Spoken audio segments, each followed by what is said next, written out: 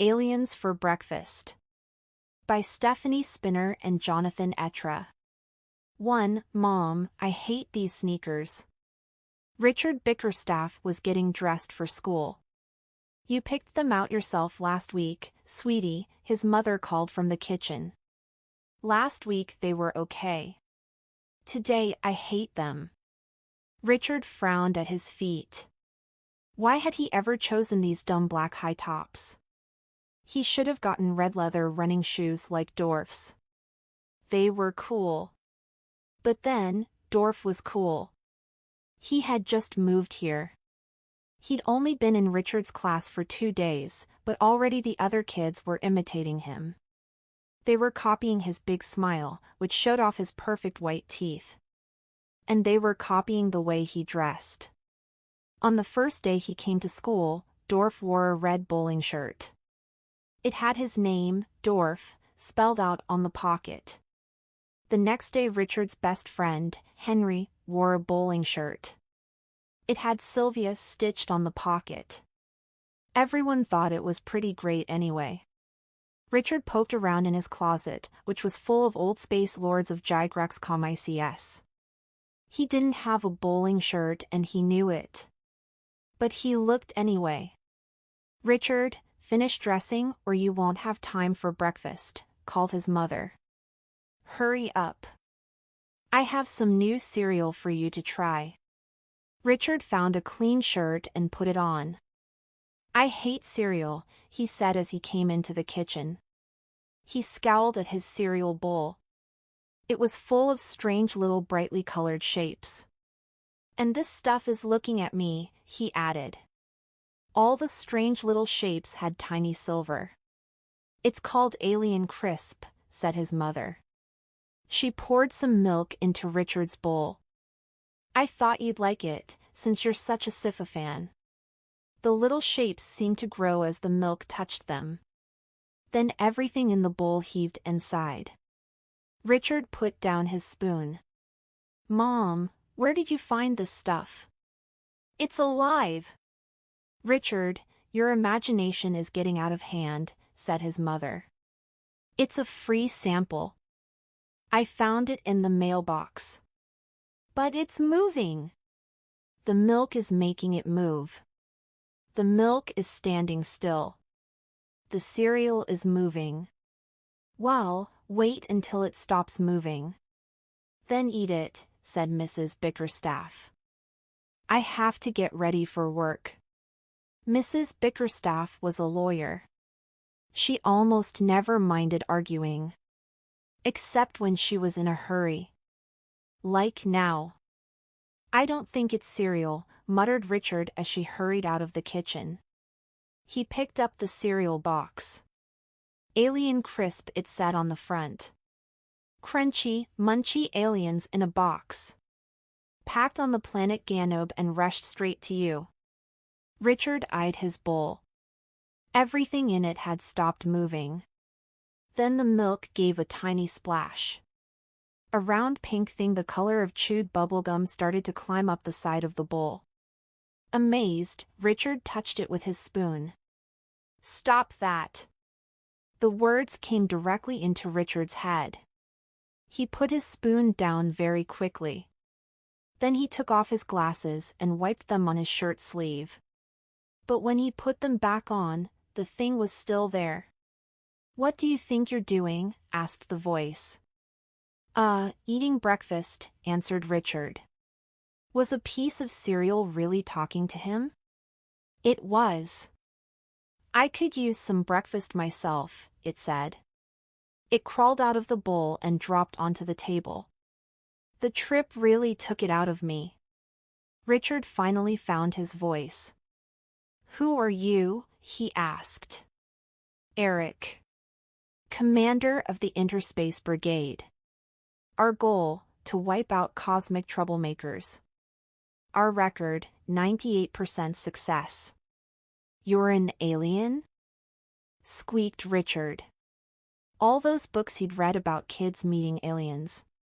And now it looked like it was happening to him. Him! Richard Bickerstaff. I am a Ganubian, said Eric. You are the alien. I've got to be dreaming, thought Richard. He sometimes had very exciting dreams about space travel and large but friendly creatures from other planets who made him their leader. Well, come on. Do not just sit there, said Eric. His voice was awfully loud for such a little thing. It boomed inside Richard's head. Let us get going, I am busy. I have 6 other planets to save. Move it or lose it. Hup hup hup. Wait a minute, said Richard. Where are we going? Who are we fighting? What about school? I'm going to be late. Hey, it is your planet, said Eric. Or you have been chosen to help me save it. But if you do not mind the drains taking over, hunky-dory. He started to climb back into Richard's cereal bowl. Who are the drains? Richard wondered if they were tiny and pink, like Eric. Space trash, said Eric. Mean. Very mean. When the drains see a planet they like, they move in. Before the natives know it, their minds are mush. And the drains are in control. Forever. And these, drains. They're here? Asked Richard. Yes, they are here. Or to be precise, one is here. But one is more than enough. Drains divide every 4 days. In a few weeks Earth will be knee-deep in them. Not a pretty sight. What does this drain look like? Asked Richard. Well, drains can look like anything they want to. The one here has blonde hair, blue eyes, and a smile no one can resist. He is in your class. He just showed up 2 days ago. Dorf? Dorf is an alien? Richard was so excited he jumped out of his chair. He couldn't wait to tell Henry. My job is to get rid of the drain before he divides, said Eric. Then, for a moment, he looked a little confused. You have suitable weapons, of course. Weapons? All I've got is a water gun. Somehow Richard knew that wouldn't be enough to stop a drain. Eric sat down on the table. Maybe it is because I am not used to being soaked in milk, he said. But I cannot remember. You can't remember what? Asked Richard. The weapon to use against the drain. Eric looked confused again. You mean you didn't bring weapons with you on your spaceship? I have no ship, said the little alien. Then how did you get here? I was freeze-dried and beamed from Ganoob in a cereal box. Fast and cheap, said well, have them beam the right weapons down, said Richard. No, you do not understand, said Eric. The weapon is here, on your planet. That is why I did not bring it. It is something found in many Earthling homes. Only, now he scratched his little pink head. I cannot remember what it is. Richard, called Mrs. Bickerstaff. School bus is here. Richard scooped up his books and his lunchbox. Look, he said. I'm just a kid. And I have to go to school. You're the space warrior. You figure out what to do. To Richard's surprise, Eric jumped onto his shoulder. I am coming with you, he said. Perhaps I will regain my memory when I see the drain. Let us go forth. Richard plucked Eric off his shoulder. He tucked him gently into his shirt pocket. Bye, Mom, he called. I'm off to save the world. Have fun, sweetie, answered Mrs. Bickerstaff. 2. Richard slid into his seat just as math was starting. He was under strict orders from Eric to act normal. Do not let anyone know about me, he had told Richard on the way to school. If the drain finds out I am here, you can kiss this planet goodbye. So now Richard couldn't stare at Dorf, even though he wanted to. Instead, he had to pretend that the only thing on his mind was the question Mrs. Marks was asking. As usual, it was a hard one. "Who knows how many ways we can make change for $1?" she asked. She looked around the room slowly. Then she stared straight at Richard. His heart sank.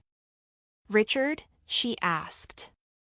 Richard knew you could get 4 quarters or 10 dimes or 100 pennies from $1. But that was too easy. This was a trick question with a trick answer. Only he didn't know the answer. "Any ideas, Richard?" asked Mrs. Marks. 4? Only 4? 5, he said quickly. He would have to bluff. "Who thinks there are more?" asked Mrs. Marks. "There must be at least 10, called Henry. He was good at trick questions. "What about a mixture of nickels, dimes, and pennies? Or nickels, quarters, and $half?" "$half," thought Richard. "I forgot those." Then Dorf raised his hand. He had a big smile on his face. It showed off his perfect white teeth. "Yes, Dorf," said Mrs. Marks. "There are 292 ways to change a dollar bill," said Dorf. All the kids in the class stared at Dorf. How had he come up with that number? "Good guess," exclaimed Mrs. Marks. "It's not a guess," said Dorf. "I figured it out last summer. On my computer." "Well, you're very clever indeed," said Mrs. Marks. "Because that is the right answer. Can anyone explain why?" Her eyes moved up and down the rows. Richard tried to look invisible. "You have pennies, nickels, dimes, quarters, and $half," continued Dorf. 136 coins in all. But you can mix them in all kinds of ways. Like 5 pennies, 2 dimes, 5 nickels, and $half. Or 45 pennies, a nickel, and 2 quarters. There are hundreds of ways to do it. 292 ways, to be exact, he finished smoothly. Mrs. Marks didn't smile a lot. But she smiled now. And everyone in the class nodded, as if Dorf had just said something important and wonderful. "He has begun to control their minds," said Eric. Richard jumped. For a moment he had forgotten about the alien in his pocket. Now he felt a thrill of alarm at Eric's words. What should he do? "I told you before," said Eric's voice. "Just act normal. Do you understand?" "Yes," said Richard silently, sensing that Eric could hear his thoughts. He felt hot and nervous. But at least math was over. He walked over to Henry's seat with his lunch box. They always traded sandwiches after math. Richard's mother made him tuna on whole wheat, which he hated. Henry's mother made him peanut butter and jelly, which he hated. So they traded. But when Richard got to Henry, Henry was already eating a sandwich. It looked like tuna fish. Dorf was sitting next to Henry. He was eating a sandwich, too. It looked like peanut butter and jelly. "Hey," said Richard. "Don't you want to trade?" "Already have," said Henry, with his mouth full. "I traded with Dorf." His eyes, when he turned to Richard, looked funny. Almost as if they weren't focused right. "But we always trade," said Richard. "Here, Richard. Have half of mine," said Dorf. He offered his peanut butter and jelly with a smile. "Do not look at his teeth." Eric's voice popped into Richard's mind. "They send out dangerous drain rays that will bring you under his control. Look only into his eyes. They cannot harm you." Richard took a deep breath and turned to Henry. "I hate tuna fish," he said. And we always trade. How could you give my sandwich away? It's not your sandwich. Anyway, Dorf got to me first, said Henry. Richard sputtered with anger. He's a... Before he could say drain monster, Henry broke in. He's a great guy, said Henry. His mouth was still full of tuna fish. He's got his own VCR and all the Mad Max tapes. And he's going to let me watch them on Saturday. Why don't you come too, said Dorf. A whole bunch of kids from the class are ing. It'll be fun. I hate Mad Max, said Richard, though this wasn't true. Then he saw that Henry was staring straight at Dorf. Right at Dorf's perfect smile. And besides, I'm already busy, he finished weakly. Then he sat down at his desk and looked blankly at his tuna sandwich. Earth is in big trouble, thought Richard Bickerstaff. 3. All day Richard kept waiting for Eric to remember what the secret weapon was. But Eric didn't remember. Instead, he complained. He whined about having to stay in Richard's pocket. He made rude remarks about the classes he had to sit through. The only time he stopped complaining was during gym. Then he sat in the pocket of Richard's shorts and didn't make a sound. After gym he confessed that the smell of the basketball reminded him of Indber, his girlfriend on Danube. But at last the school day was almost over. Only art was left Richard's favorite. He had been working for weeks on a drawing of the Starship Enterprise. Now it was nearly finished. He settled down and got to work. Using a silver crayon, he drew in one last fin on the ship's side. Isn't this great? He asked Eric silently. Now that he knew he could send thoughts to the little alien, he was beginning to like it. Primitive, answered Eric. Besides, interspace beaming is much cheaper. But what if you don't know exactly where you're going? Captain Kirk never has a destination. He spends his time on the Enterprise exploring space. Looking for strange new worlds. Get real. We have enough problems with the worlds we know already. Thanks to our friends the Drains.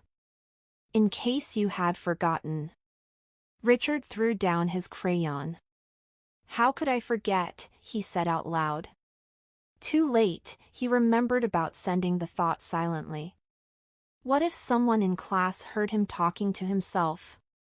They would think he was crazy. But no one even looked at him. His whole class was watching in silence as Dorf worked on his art project. Richard wondered why everyone was so impressed. After all, it was only a little white paper pyramid. Mrs. Logan walked over to Dorf's desk. Dorf smiled one of his big smiles up at her. Her eyes got a little funny and glassy as she smiled back. How beautiful, she said to Dorf. So three-dimensional. Henry was sitting next to Dorf. He stared at Dorf's pyramid for a long time. Then he stared at his own crayon drawing of two dinosaurs. Then he looked back at Dorf's pyramid again. Mrs. Logan, can I make something new? He asked. What would you like to make, Henry? Asked Mrs. Logan. Something three-dimensional. Like Dorf. What a nice idea, said Mrs. Logan. Of course. Go ahead. Then Celia raised her hand. She was drawing a picture of dancing jelly beans. Me, too, she said. Me, too, said Jennifer, Ruth, Philip, George, Leroy, Fawn, Dawn, Sean, and Tristram. Mrs. Logan looked pleased. If you'd all like to try something new, go right ahead, she said. The whole class got up. They walked to the supply table and took what was left of the white paper. Then they walked back to their seats and began making little white pyramids. They look like a bunch of robots, thought Richard. Mrs. Logan came over to him. Is something wrong? She asked. Don't you want to try something new too? Not really, said Richard. I haven't finished my starship yet. Suddenly Mrs. Logan leaned closer. What's that on your hand? She asked. Are you bleeding? Richard looked at his fingers. Yikes! The tips were bright red. Blood was oozing out from under his fingernails. Richard grabbed his hand. How did this happen? I didn't cut myself. I'm sure of it. Out of the corner of his eye he saw Dorf smile. Why? Not look at his teeth, Ari told him. You'd better go to the nurse, said Mrs. Logan. She'll take care of you. Richard stood, holding his hand up stiffly. Henry tore his eyes away from his pyramid. Does it hurt? He asked. Nah, said Richard, as if it were no big deal. The truth was, it didn't hurt. But it scared him. He knew he hadn't cut himself. Or had he? You did not, Eric told him on the way to the nurse's office. I am sorry to have to break this to you. Dorf knows you are resisting him. So he is pulling a cheap drain trick. He is rearranging your molecules. You are melting. Richard stopped in his tracks. Melting. Well, dissolving is